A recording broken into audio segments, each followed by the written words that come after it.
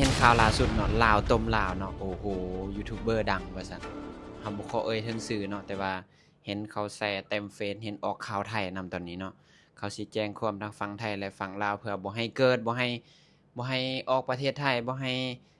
อยู่ในประเทศลาวอีกเนาะเกียมเบิ่งนะทุกคนเนาะมันเป็นเรื่องจริงบ่เขายังเจ้าของเองก็ยังบ่ทันได้ออกมาชี้แจงอิหยังเลยเนาะรอฟัง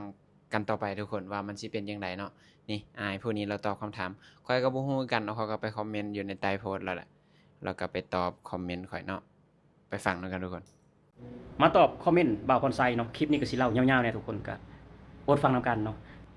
รับเปิดช่อง YouTube ให้น้องคนหนึ่งน้องคนนั้นอยู่เมืองไซบุรีเนาะรับเปิดช่องให้เขาโดยที่เขาจ้าง 4,000 บาทเนาะ 4,000 บาทน้องชายคนนี้จ้างเน็ตช่อง YouTube ให้เนาะสมัครอีเมลให้ทุกอย่างแล้วน้องคนนี้ก็เสียเงินให้ 4,000 บาทเนาะเป็นค่าจ้างทีนี้น้องก็ได้ช่อง YouTube มาแล้วน้องก็ลงคลิปปกติจนผ่านกฎเกณฑ์ของ YouTube ได้เงินแล้วเนาะเงินเข้าแล้วแต่มันยังบ่ฮอด100น้องชายคนนี้แหละกลับเมื่อบ้านเนาะประมาณ2อาทิตย์บ่ได้ลงคลิป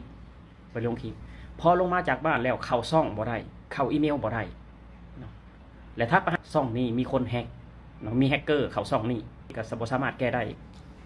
คือคนที่ฮู้รหัสก็คือน้องผู้นี้น้องผู้ถูกกระทำนี่ทีนี้แหละเนาะช่องนี้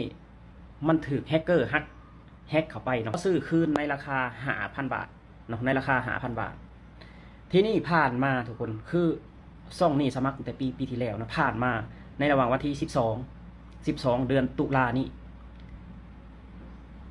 คือช่องของน้องคนนี้นั่นอยู่ในคลิปของคาเมนไปลงช่องน้องคนนี้หันพอเป็นช่องมันเลยได้มันสื่อไปที่นี่แหละมันเอาคลิปคาเมนไปลงแล้วพวกอ้ายเลยแต่เอาคลิปคาเมนมาลงอีกคือกฎเกณฑ์ของ YouTube นี่ไผลงก่อนผู้นั้นเป็นลิขสิทธิ์เนาะแต่น้อย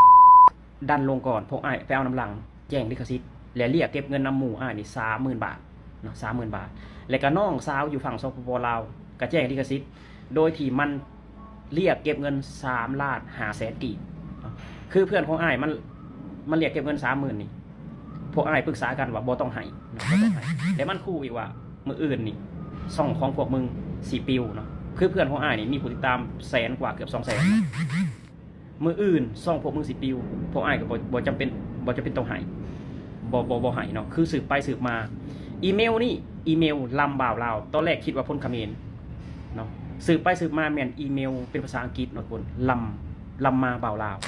ซึ่งพากันสืบหาซึ่งคนอยู่ปากเซอยู่สารวัตรนี่ก็โดนกันหลายคนเนาะก็เลยเชื่อเลยว่านี่คือบ่แม่นอีเมลคนเขมรอีเมลของคนลาวนี่ทุกคนที่นี่สืบจากน้องสาวผู้นี้น้องสาวผู้เสียเงินอยู่ฝั่งลาวอีเมลเดียวกันและไผเป็นคนแก้ให้เรียกเก็บเงินน้องๆคนนี้3,500,000 กีบเนาะทีนี้ผมอาจจะเฮ็ดคลิปไปเนาะทุกคนเฮ็ดคลิปไปคือเจ้าของช่องตัวจริงเพิ่นเห็นบัดนี้ลำมาบ่าวลาวนี่เห็น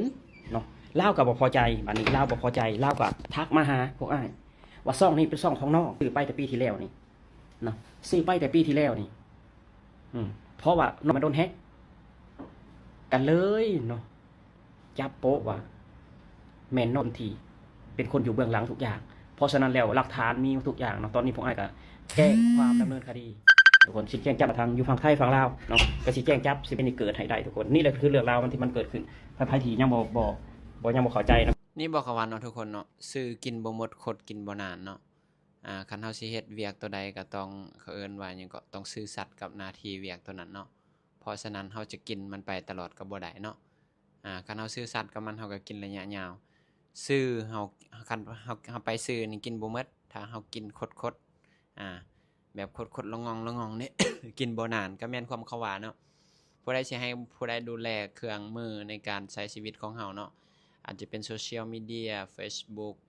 TikTok หรือว่า YouTube เนาะการระมัดระวังเนาะเฮามั่นใจเขาหลายส่ำใดที่จะให้เขาไปดูแลหลังบ้านอันนี้ก็ฝากเตือนคนลาวหรือว่าคนที่อิหยังก็ได้เนาะยังบ่ทันได้ฮู้เฮาก็บ่ฮู้อิหยังเพื่อให้เขาไปแก้ไขหลังบ้านให้เขาไปดูแลหลังบ้านในการกรอกข้อมูลเพื่อรับเงินหรือหยังทั้งหลายแล้วเนาะก็ระมัดระวังเนาะคนที่ไว้ใจที่สุดก็คือคนที่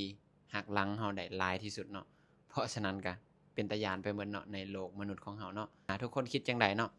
เรื่องนี้สิเป็นจังไดติดตามข่าวกันต่อไปเนาะ